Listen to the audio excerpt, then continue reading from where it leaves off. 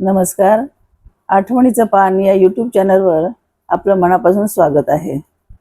हृदयाच्या कप्प्यात जपून ठेवलेली एक आठवण मी तुम्हाला सांगत आहे. माझ्या कथेचं नाव आहे बकुळा. पहाट झाली, कोंबडं आरवलं तशी बकुळा अंथरुणातून उठली. शेजारी झोपलेल्या बाळाकडे मोठ्या कौतुकाने बघितलं. त्याच्या अंगावर नीट पांघरून टाकलं आणि घराबाहेर आली. हातात झाडू घेतला व फराफरा अंगण झाडून काढलं. त्यावर पाण्याचा सडा टाकला. बाहेरील चूल पेटवली व आंघोळीसाठी पातेल्यात पाणी गरम करायला ठेवले. तोपर्यंत तिनं घर झाडून घेतलं, पसारा आवरला. 2 दिवसापासून तिचा नवरा आजारी पडला होता, पण आता त्याला बरं वाटू लागलं होतं. त्यामुळं तिची काळजी मिटली होती. बकुळानं स्वतः आंघोळ केली आणि नवऱ्याला न्हाणीमध्ये आंघोळीसाठी पाणी उतरून दिलं व स्वयंपाकासाठी ती चुलीपुढे सरकली.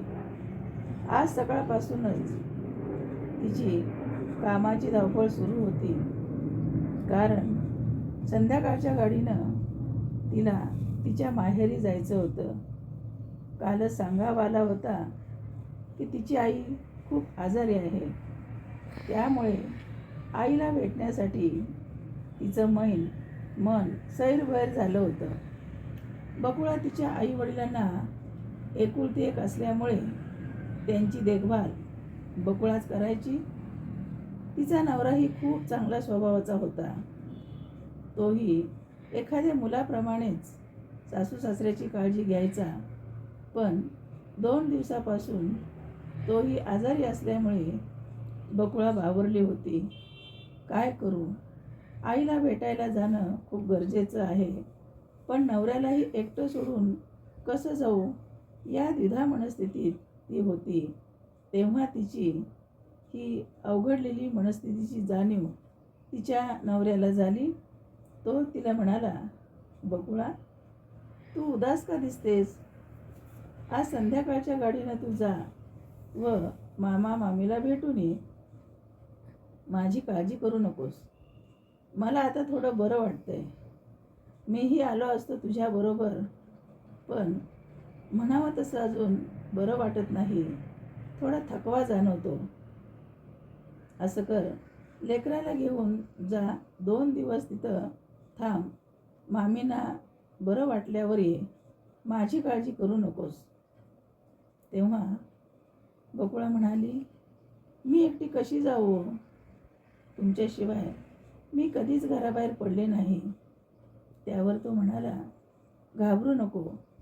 संध्याकाळी 4च्या गाडीनं जा. 2 तासात गावात जाशील.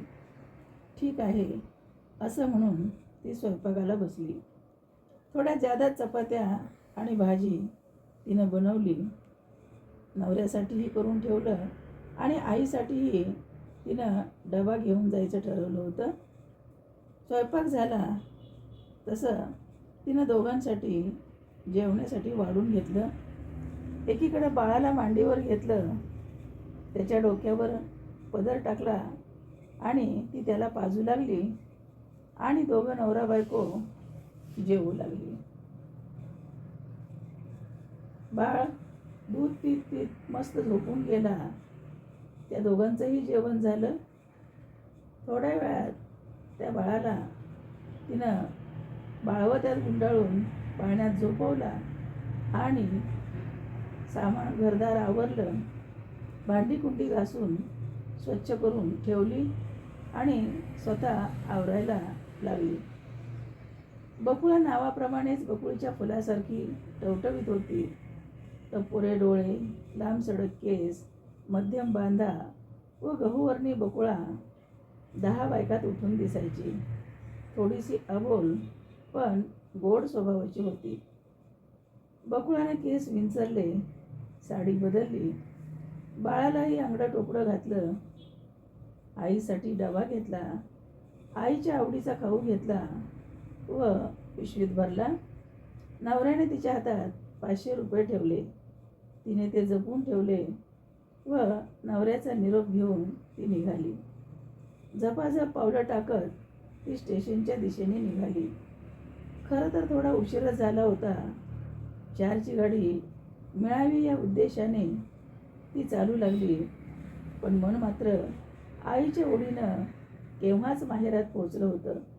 जसं स्टेशन दिसू लागलं तसं तिच्या जीवात जीव आला आणि आणखीनच ती वेगात चालू लागली.